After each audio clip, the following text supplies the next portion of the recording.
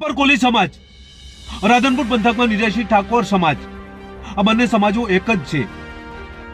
એકબીજા પારિવારિક સંબંધો ધરાવે છે. રાધનપુર પંથકમાં વોટો ઘણા છે, પરંતુ કોઈ ઠાકોર લખાવે છે, કોઈ નિરાશી ઠાકોર લખાવે છે, એટલે નિરાશી ઠાકોરના વોટો ઓછી ગણતરીમાં થાય છે. નિરાશી ઠાકોર સમાજને અત્યાર સુધી કોઈ લાભ મળ્યો નથી. રાપર પંથકમાં કાનાભાઈ છે, તેમને અધ્યક્ષ બનાવવામાં આવી રહ્યા છે. રાપર અને રાધનપુર આ બંને તાલુકાઓના એ અધ્યક્ષ બનશે અને કોલી સમાજ અને નિરાશી ઠાકોર સમાજ એક થઈને સમાજનું પ્રદર્શન કરવામાં આવશે અને આ બંને વિધાનસભાઓમાં કદાચ આવનારી ચૂંટણીઓમાં વોટ વધુ થશે તો ટિકિટની માગણી પણ કરવામાં આવશે તેવી પણ ચર્ચા જોવા મળી રહી છે.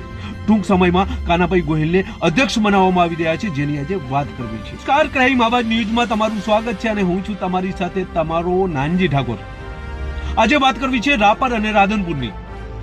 રાપરમાં કોલી સમાજ, રાધનપુરમાં નિરાશી ઠાકોર સમાજ, આ એક જ જ્ઞાતિના લોકો છે. રાધનપુર વિસ્તારમાં બહોળી સંખ્યામાં નિરાશી ઠાકોર સમાજના લોકો વસવાટ કરે છે. 25 થી 30,000 વોટરો છે. કેટલાક નિરાશી ઠાકોર લખાવે છે, કેટલાક ઠાકોર પણ લખાવે છે. ગણતરી નિરાશી ઠાકોરની ઓછી થાય છે, એટલે વોટર ગણતરીમાં પણ નિરાશી ઠાકોરના ઓછા વોટ હોય તેવું અનેક વખત ઉપર જણાવવામાં આવતું હોય છે.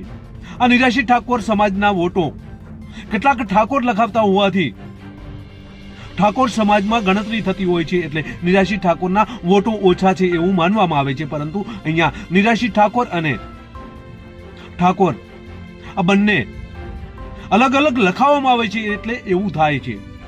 30 થી 35,000 વોટો છે, છતાં પણ આ સમાજને વિધાનસભામાં અત્યાર સુધી કોઈ લાભ મળ્યો નથી, અથવા તો બીજો કોઈ સરકારી લાભ મળ્યો નથી.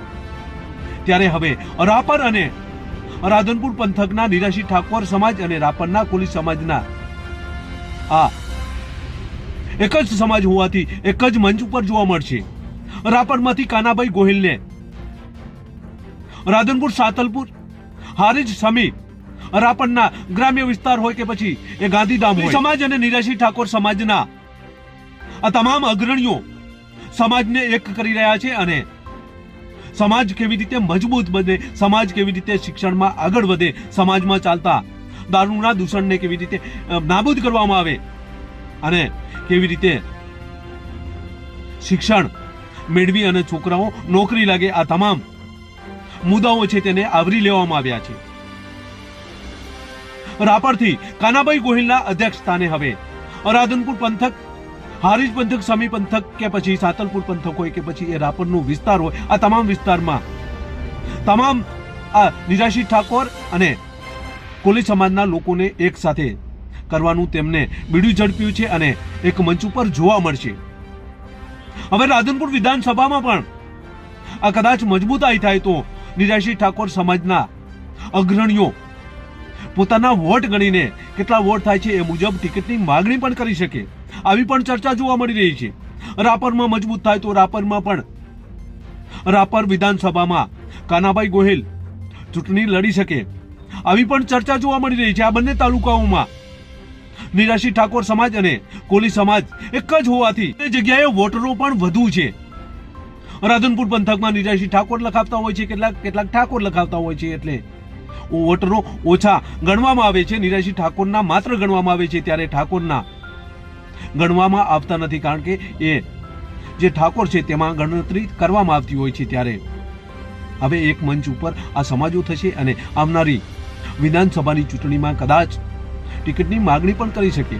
હાલ તો સમાજ પ્રદર્શન, સમાજ કેટલો મજબૂત છે, સમાજને એક સાથે મંચ ઉપર લાવવા માટે રાપરથી કાનાભાઈ ગોહિલના અધ્યક્ષ સ્થાને આ બધું ટૂંક સમયમાં જોવા મળે છે. બસ એ જ. જો તમે અમારી ચેનલમાં નવા છો અને આવા જ લેટેસ્ટ ન્યૂઝ જોવા માંગો છો તો અમારી ચેનલને અત્યારે સબસ્ક્રાઇબ કરો, જેથી આવનાર લેટેસ્ટ ન્યૂઝ તમારા સુધી પહોંચી શકે. નમસ્કાર.